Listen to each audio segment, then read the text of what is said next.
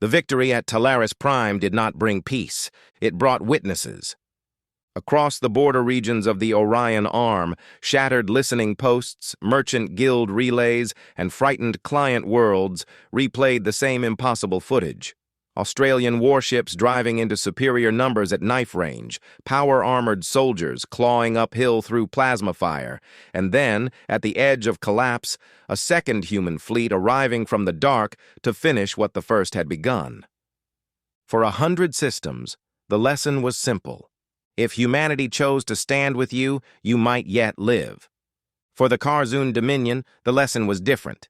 Humanity was no longer a regional irritant, a late-rising martial species, or a power to be contained by threat displays and punitive force. Humanity was now the fracture line, and fracture lines, left unattended, became fronts. 19 days after Talaris Prime, the fleet tender docks over New Perth anchorage were crowded with hospital traffic, ammo lighters, repair gantries, and mourning craft. The HMAS Warramunga hung in dry Cradle 3, half her port armor stripped away, her hull braced by scaffolds the size of towers. The scars along her flank were no longer battle damage. They were architecture. Admiral Helena Ward stood on the docking spine in utility blacks instead of dress uniform and watched the welders work. Behind her, boots sounded against the grated deck. "You should be in recovery," said Admiral Elias Boone. Ward did not turn immediately. "So should you." Boone came up beside her, hands clasped behind his back. Out of battle black, the American looked older than he had on the command feed over Talaris. Not softer, just more honestly worn. Below them, workers moved across the wounded Australian battleship like insects over a dead Leviathan. Boone nodded toward the ship. "She'll sail again?" Ward gave the smallest shrug. "She'll kill again. That's what matters." Boone almost smiled. "That's a very Australian distinction." Ward looked out at the station traffic. Hospital craft, ceremonial barges, tug swarms hauling armor pallets and reactor modules, a line of incoming troop transports from Earth. "Your people got here faster than anyone expected," she said. "Our people," Boone replied. Ward glanced at him. He let the correction sit where it was. That was one of the uneasy truths of United Earth. The world had unified politically after the Consolidation Accords, with one planetary parliament, one supranational charter, one common defense framework, one diplomatic face to the stars. But nations had not vanished. They had endured, reduced in some powers, sharpened in others, all beneath the greater structure. They kept histories, command cultures, traditions, regional loyalties, procurement politics, officer schools, old rivalries, and armed forces that still bore national names because no one had been able or willing to flatten centuries of doctrine into one sterile global template. The Australians fought like Australians. The Americans fought like Americans. The Indians, Japanese, Nigerians, Brazilians, Poles, French, Indonesians, South Africans, and Argentines all brought their own methods into the black. United Earth was one polity.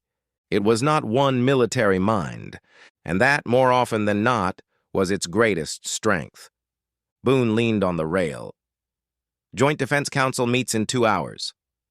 Ward's expression darkened. "So I'm told." "You're going to hate it." "I assumed." They're arguing over strategic messaging, escalation ladders, theater command architecture, and whether Talaris constitutes a limited intervention or the beginning of a recognized interstate war. Ward finally looked at him fully. Did they spend even 5 minutes discussing the enemy? Boone's silence answered for him. She exhaled through her nose. Politicians. Boone's jaw tightened. Some of them. Others are scared. There's a difference.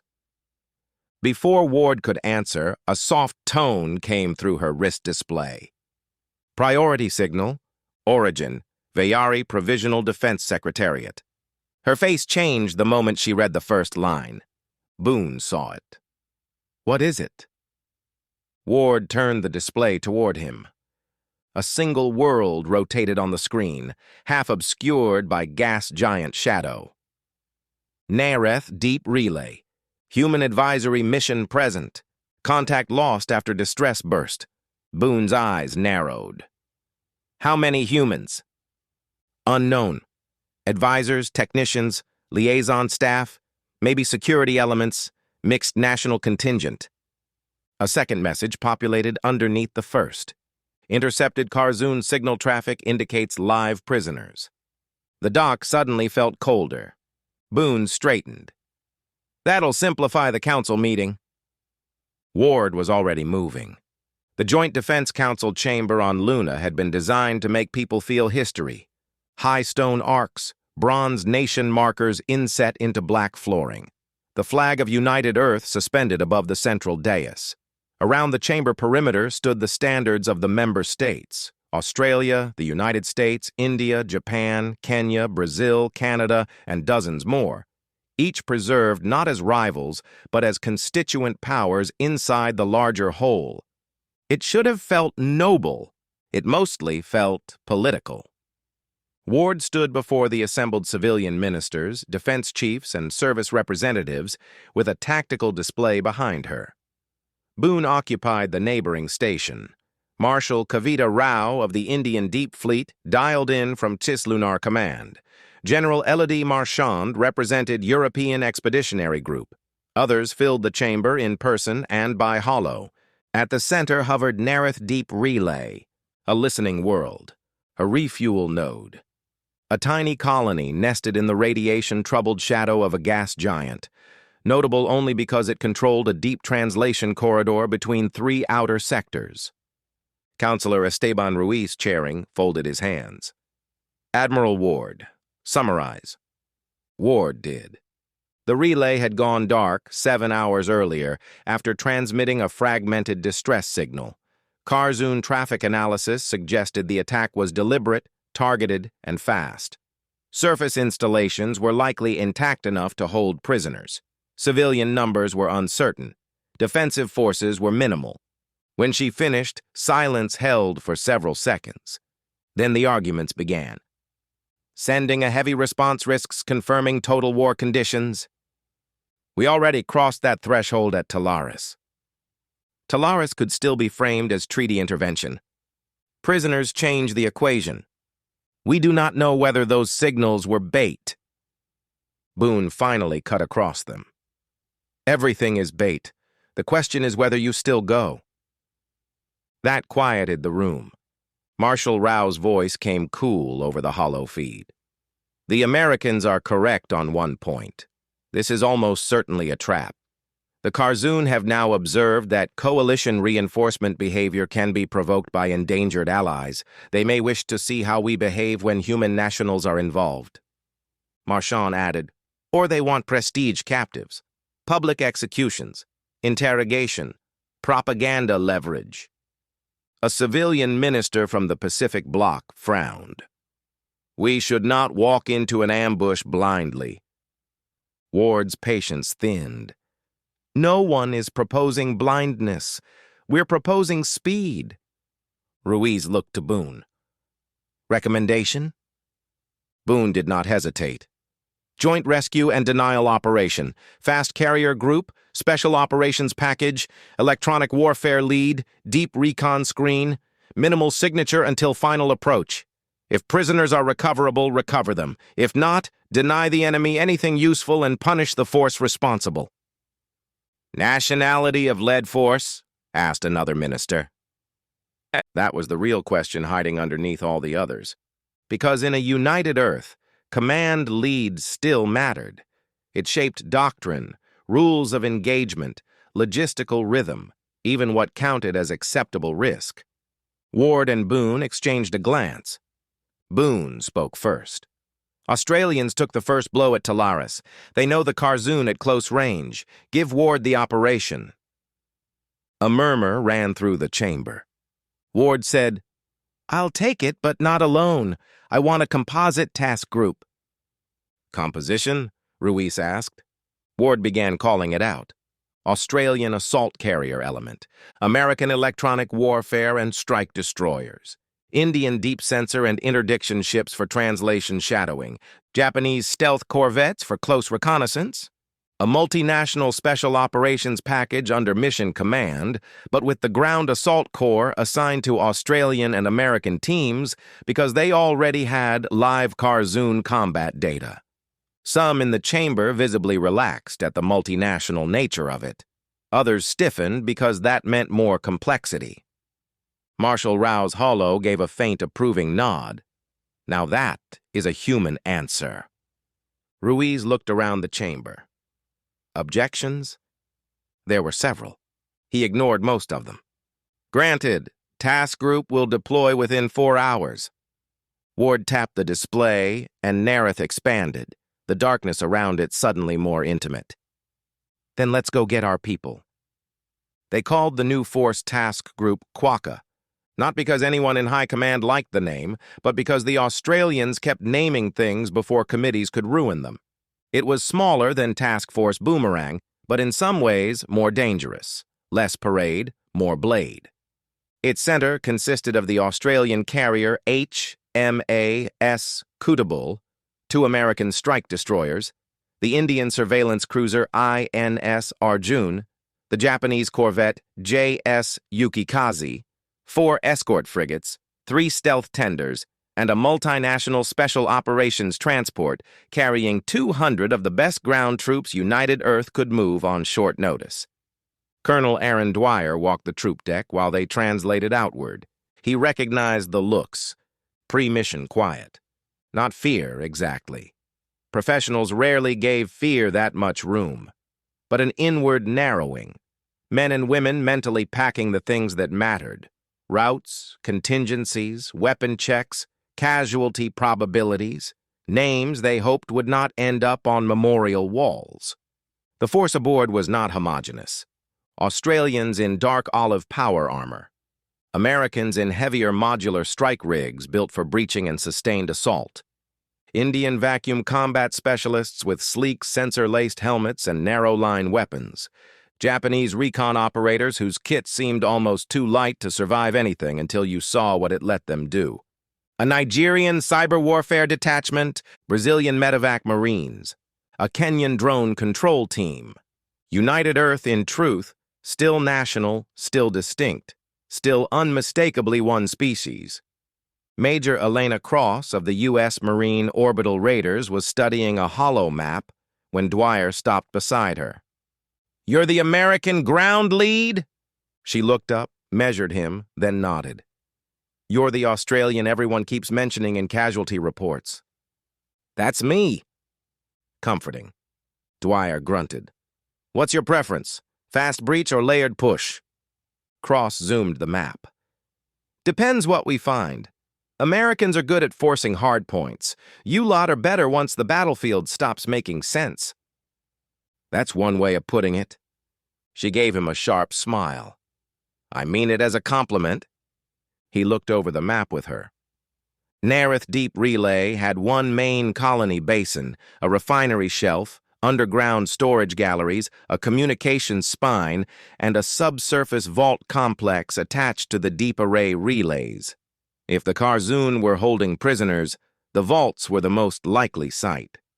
Cross pointed to the surface layout. "You think this is a snatch and withdraw?" "No." "Good. Me neither." They shared a silence shaped like professional agreement. Finally, she said, "How do your people feel about mixed command in the breach?" "As long as nobody does anything stupid." "That's not a doctrine." "It's the only doctrine that survives first contact." She snorted once, then held out a hand. Cross, Dwyer, the beginning of a working arrangement. Nareth Deep Relay was dark. That was wrong before they even reached weapons range. Colony worlds were never fully dark, not even damaged ones. There were always survival beacons, automated maintenance lights, reactor bleed glows, emergency strips, drifting civilian traffic, something. Nareth showed nothing except the faint auroral wash of the gas giant looming overhead. From the bridge of HMAS Kutabul, Ward watched the dead world turn. "Report!" The INS Arjun fed the first sensor package into the task group net. Marshal Rao's people were the best in human space at deep field signal interpretation, and it showed. "Low thermal emissions from primary colony basin," said the sensor chief. "Subsurface activity detected. Multiple shielded cavities. No broad-spectrum active radar. Enemy emissions discipline is excellent."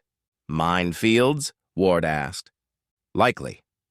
We have gravitational discontinuities consistent with dormant kill shells and smart debris." Boone, patched in from his flagship destroyer, said, "They want us close and guessing." Ward nodded. "So we don't guess." Task Group Quaka did not charge in. That would have pleased the Kharzun too much. Instead, the Japanese corvette Yukikaze and two autonomous stealth tenders slipped ahead on low signature vectors, ghosting through debris shadow, while Nigerian cyber warfare specialists began probing the relay's surviving network architecture from beyond normal engagement bands. Minutes stretched. Then the first confirmation came.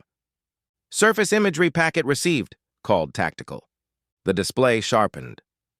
The colony basin had been partly preserved, not out of mercy, but utility. Surface habitats were damaged, but not annihilated. Defensive emplacements had been turned inward. Kharzun armored vehicles occupied the main transit avenues. Several civilian structures had been converted into holding camps. Then another packet. Subsurface vault schematic partially reconstructed. Heat blooms, power signatures, life signs. Human bioindex matches. Ward's face hardened. "How many?" "Confirmed 28, possibly more." Boone's voice came over the command net. "That answers recovery priority." Then the Yukikaze sent one more image. A line of captives in pressure restraints marched through a vault corridor under Kharzun guard. Human, Vayari. Two species Dwyer did not recognize. One of the prisoners stumbled. A guard struck them with the butt of an energy carbine. Cross saw the image from the troop deck tactical repeater. "So," she said quietly, "we're definitely doing this."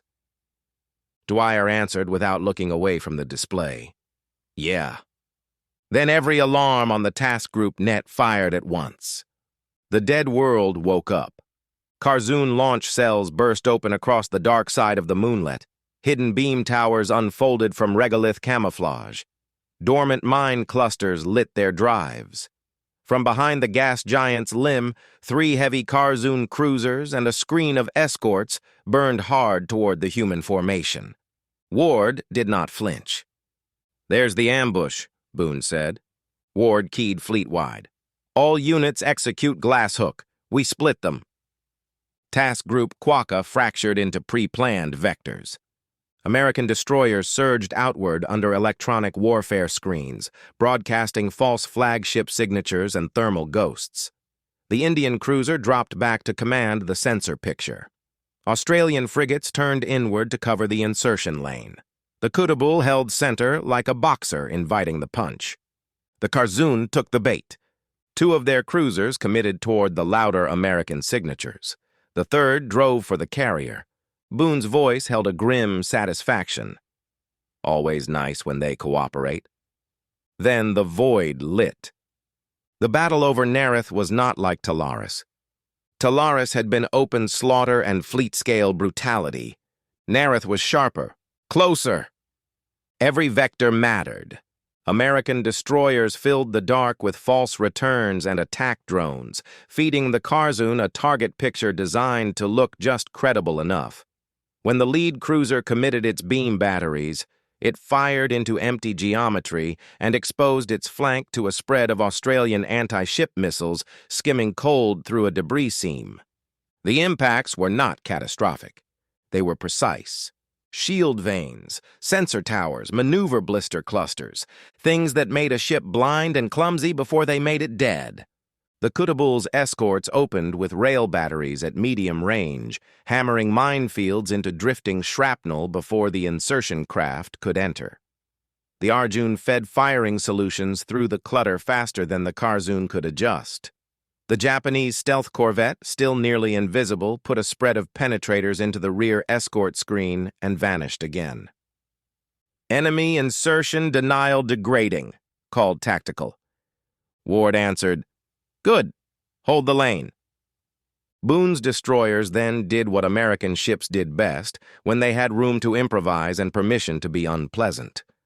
They overkilled the problem. A curtain of missiles, decoys, smart flechette pods, and signal disruptors rolled over the second cruiser in layered waves. Beam point defense carved through the first ranks, but not all of them, and not in the right order. Kinetic penetrators arrived, mixed among electronic attack drones and sensor saturation munitions. The cruiser's shield architecture flashed, staggered, then collapsed asymmetrically just in time for Boone's flagship to punch 2 mass driver rounds through its bow. The ship did not explode. It simply stopped being a warship. Meanwhile, the third cruiser drove straight at Kutabul, its beam lances punching through the escort curtain with frightening accuracy. "Carrier shield down to 62, reported the bridge. Ward remained utterly still. "Maintain approach. Launch the teams." Below the carrier, insertion craft dropped free.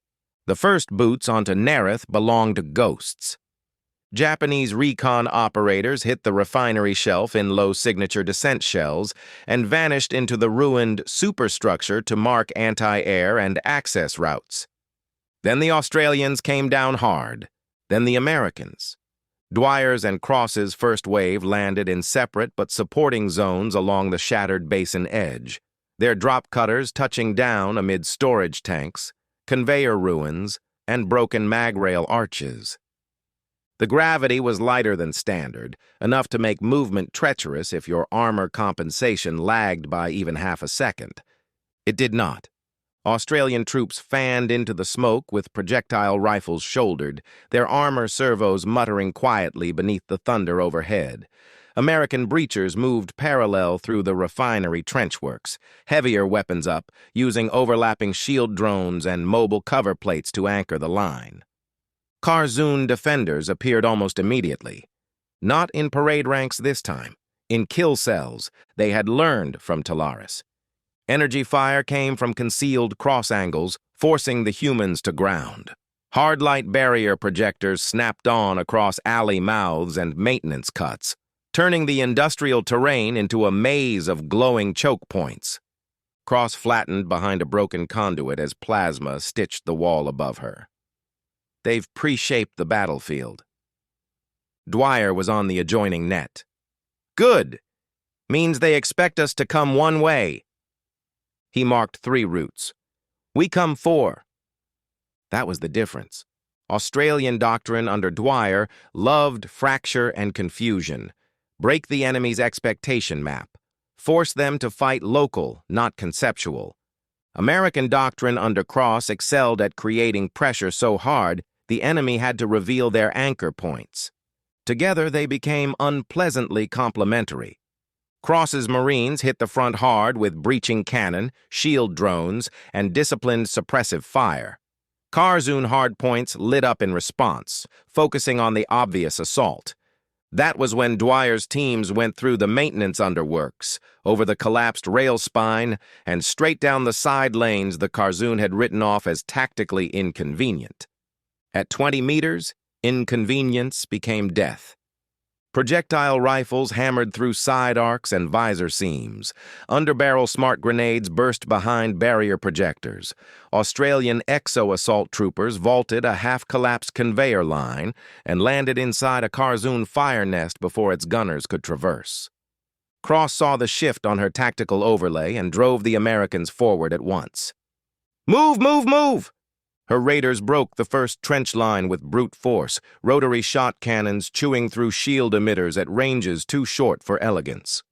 Kharzun defenders countercharged with shock troops, carrying crackling energy glaives and short-barrel plasma casters. The fighting went hand-to-hand in the refinery smoke. One American Marine lost his rifle, drew a mono-edged breaching axe, and buried it in a Kharzun chest plate hard enough to stick. A second went down under a plasma burst and still managed to trigger a drone charge that folded an entire firing bay inward. Dwyer's Australians hit the same line from the flank 30 seconds later. The position collapsed. "Access shaft marked," came a Japanese voice over net, calm, almost detached. "Vault approach confirmed." Dwyer and Cross looked at the same map from different positions. They did not need to discuss who was going. Both keyed in at once. Assault teams forward. The vault descent was murder. The Kharzun had turned the relay's subsurface infrastructure into a layered defensive throat, bulkhead doors, energy locks, overlapping fields of fire, shield pockets, and false corridors seeded with kill devices.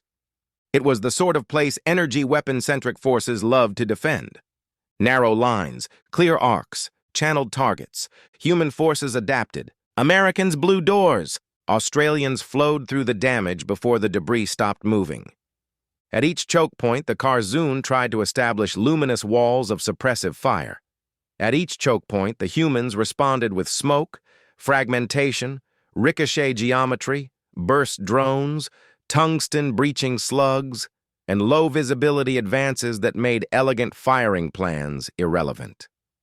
That was the thing older species never understood about human projectile doctrine. It was not old-fashioned. It was flexible. A round could skip, shatter, airburst, penetrate, delay, bounce off one surface and kill behind another. You could build whole tactical grammars around matter in motion. Energy weapons were terrifying. Ballistic weapons were conversational. They spoke in accents. In the final vault corridor, the humans found the prisoners. And the kill switch. Kharzun command personnel had rigged the chamber with a phased overload charge linked to biometric deadman controls. Kill the guards the wrong way, and every captive in the room would die in a pressure and fire event before anyone crossed the threshold. Cross studied the scan feed. "They want us angry." Dwyer crouched beside her. "Convenient. We're already angry." The chamber held 43 prisoners. Human advisors from Australia, the United States, India, and Singapore. Vayari technicians, local civilians. 2 children. The sight of the children changed something on the net. No one said it aloud, but every operator felt it. Cross began assigning shots. "I can clear left guard chain and upper pair." Dwyer nodded. "My team takes central suppression nodes and dead man controls."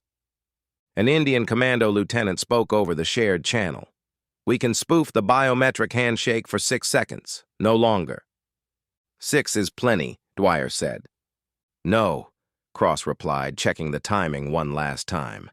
"6 is awful. We'll use 5. The breach was surgical violence. The spoof hit. The door blew. Australian marksmen fired through smoke before the blast echo died. Each duplex round aimed not center mass, but at wrists, elbows, jaw hinges, weapon joints, anything that would break the kill sequence before it could complete.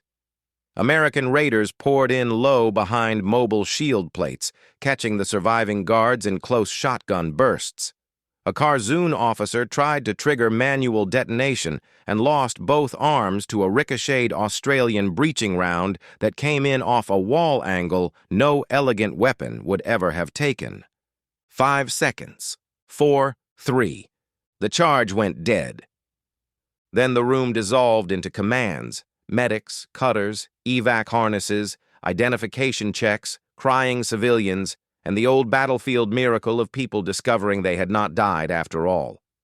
Cross knelt by one of the children as a Brazilian medic sealed a pressure burn across the girl's shoulder. "You're okay," Cross said. The child stared at the armor and whispered, "You came." Cross looked up once across the chamber at Dwyer. He had heard it too. Neither said anything. They did not need to. Above Nareth, the fleet battle reached its own climax. Boone's destroyer squadron had gutted one cruiser and driven the second into a debris maze where the Yukikaze and 2 Australian escorts were cutting it apart by pieces. But the third cruiser, the one that had gone for Kudabul, had survived long enough to become dangerous at close range. Its beam fire had torn whole sections out of the carrier's outer armor. One more good pass and the insertion window would close under burning wreckage. Ward watched the enemy ship swing for another attack vector. "Open all forward kinetics!" "Range is collapsing too fast," warned Tactical. Exactly. The Kudabul was not a battleship. She was not built for slugging matches, but every human capital ship carried more teeth than appearances suggested. The carrier fired forward rail clusters, missile racks, point defense overrides repurposed into direct attack, even emergency launch cells dumped into offensive saturation. The volume was ugly, unrefined, too much, too fast. The Kharzun cruiser tried to ride through it on shield strength. That worked for almost 2 seconds. Then Boone's flagship arrived on its blind side and punched a mass driver burst through the weakened ventral quarter. The cruiser folded open in a blossom of white metal and escaping atmosphere. "Target's breaking!" called Tactical. The surviving Kharzun escorts were disengaging. Some tried to pull away cleanly. Ward's expression did not change. No pursuit beyond the relay perimeter. Strip what remains in close battle space and let the rest carry the message home. Boone's voice came over the channel. "That's very restrained of you." "It's efficient," Ward said. "I want survivors." He understood immediately. Not mercy, communication.